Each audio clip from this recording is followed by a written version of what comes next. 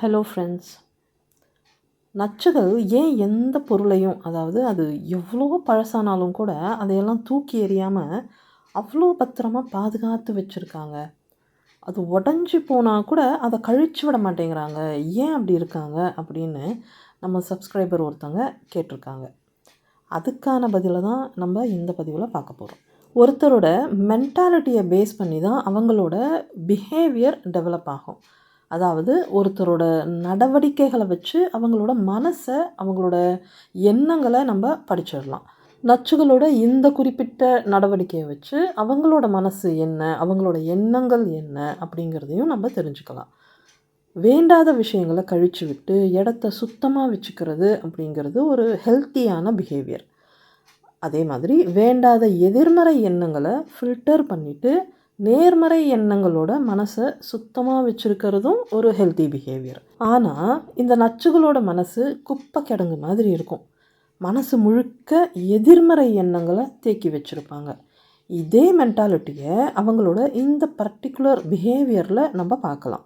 மனசுக்குள்ளே இருக்கிற வேண்டாத விஷயங்களை, அந்த எதிர்மறை எண்ணங்களை எப்படி இவங்க தூக்கி எறிய மாட்டாங்களோ, அதே மாதிரி வீட்டில் இருக்கிற அந்த வேண்டாத பொருட்களையும் தூக்கி எறிய மாட்டாங்க. இதையே இன்னொரு ஆங்கிள்லையும் நம்ம பார்க்கலாம்.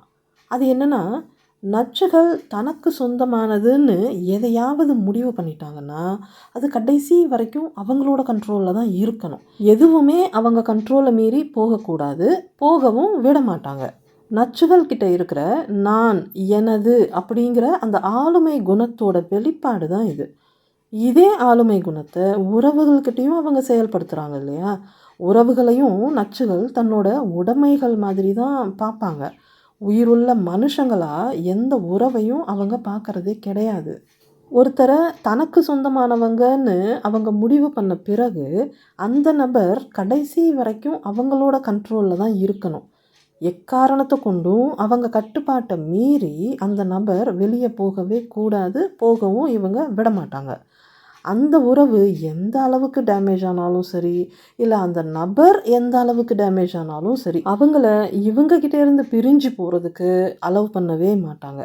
மொத்தத்தில் பொருளாக இருந்தாலும் சரி, இல்லை மனுஷங்களாக இருந்தாலும் சரி, இவங்கக்கிட்ட சிக்கினா சோழி முடிஞ்சுது. குரங்கோட கையில் பூமாலையாக நம்ம போய் சிக்கின மாதிரி ஆகிடும். பிச்சு எறியாமல் விட மாட்டாங்க.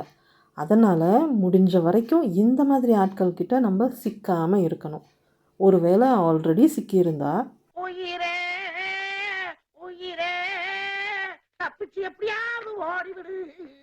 வேற என்ன பண்ணுறது? உஷாராக இருங்க, பத்திரமா இருங்க, பாதுகாப்பாக இருங்க, சந்தோஷமாக இருங்க. Bye friends.